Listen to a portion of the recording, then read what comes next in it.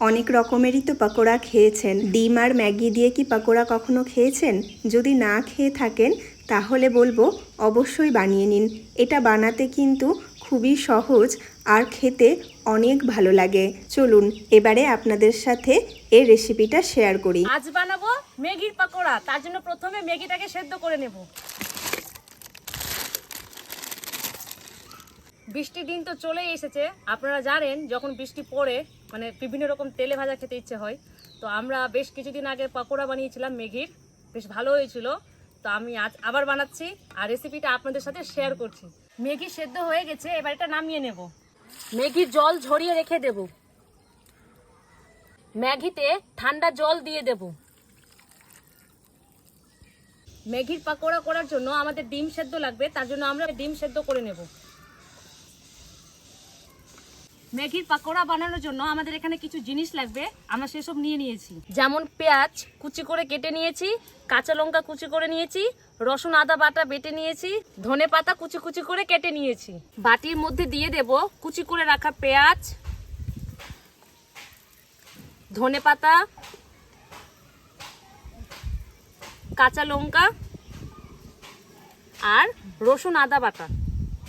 দেব 1 চামচ ম্যাগি মশলা গুঁড়ো, মিট মশলা, 1 চামচ চিকেন মশলার গুঁড়ো, 1 চামচ ধনে গুঁড়ো, 1 চামচ কাশ্মীরি লঙ্কার গুঁড়ো, 1 চামচ জিরে গুঁড়ো, অল্প একটু হলুদ, পরিমাণ মতন লবণ দিয়ে দেব, 1 চামচ টমেটো সস দিয়ে দেব, 2 চামচ কর্নফ্লাওয়ার।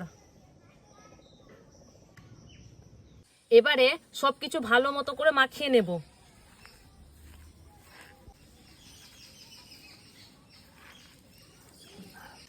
কর্নফ্লাওয়ার দিয়ে দিয়েছি যেন মিশ্রণটা আঠালো হয়, তাহলে আঠালো হলে পকোড়া করতে খুব সুবিধে হবে। আমাদের মশলা মাখানো কমপ্লিট। এবার এই মশলা মাখানোর মধ্যেই ম্যাগিগুলো দিয়ে দেব। ম্যাগি আর মশলা একসাথে দুটোকে ভালো করে মাখিয়ে নেব।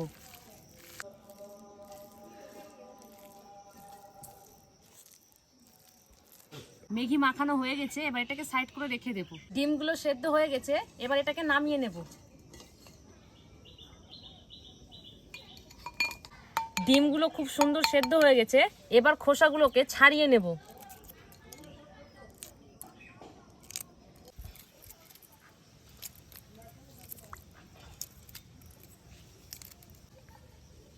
একটা ডিমের 4টে ভাগ করে নেব।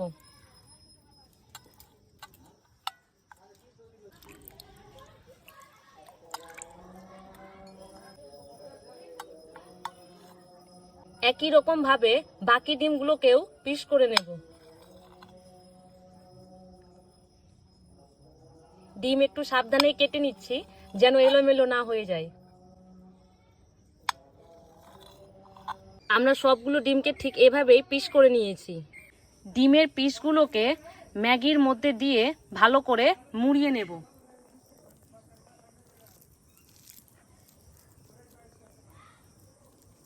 এপার ওপার ভালো করে ম্যাগিগুলো মুড়িয়ে নেব।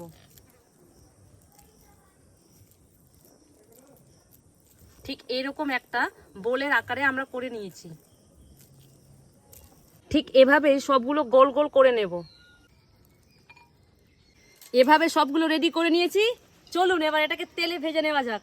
তেল গরম হয়ে গেছে, এবার ম্যাগিটাকে ভেজে নেব।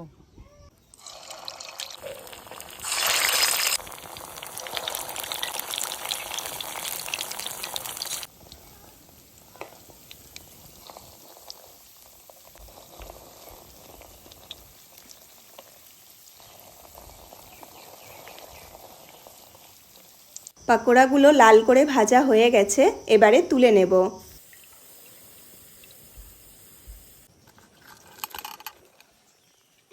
সন্ধ্যার সময় চায়ের সাথে বিস্কিটটাকে একটু বাদ দিয়ে ম্যাগি আর ডিমের এই গরম গরম পকোড়া পরিবেশন করুন। অন্যান্য তেলে ভাজার চেয়ে ম্যাগির এই পকোড়া খেতে কিন্তু ভীষণ ভালো লাগে। চলুন এবারে আপনাদেরকে একটা ভেঙে দেখায়।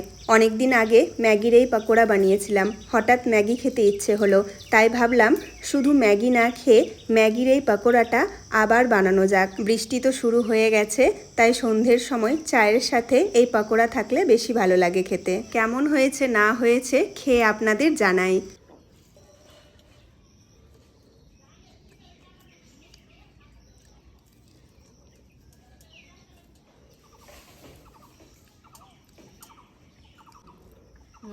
দারুণ হয়েছে খেতে। আপনারা প্রত্যেককেই বাড়িতে অবশ্যই ট্রাই করুন আর আমাদের জানান কেমন লাগে খেতে।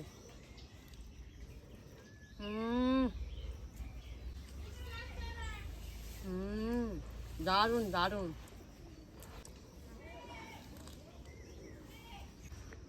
আজকের ভিডিও এখানেই শেষ করছি, দেখা হচ্ছে পরের ভিডিওতে। ততদিন ভালো থাকবেন, সুস্থ থাকবেন।